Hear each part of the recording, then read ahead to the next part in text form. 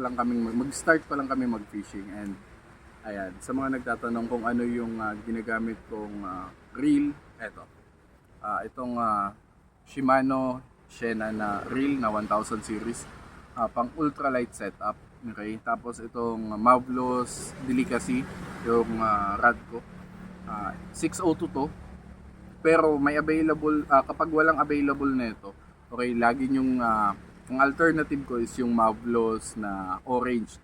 Lalagay ko din dyan sa yellow basket para ma-experience nyo. If gusto nyo ng ultralight, napakaganda na ito talaga. Napakaganda ng mga Mavlos na brand sa ultralight. Okay? Tapos, itong mga lures, ayan, itong mga pamain, ayan, mga pamain na meron dito. Okay, ilalagay ko din dyan sa yellow basket. Tumingin kayo dyan sa yellow basket, ilalagay ko lahat ng mga posibleng magustuhan yung mga gears, mga fishing lures. So, ayan, i-check nyo na lang guys, and mamimingwit na ako. Okay? Okay na.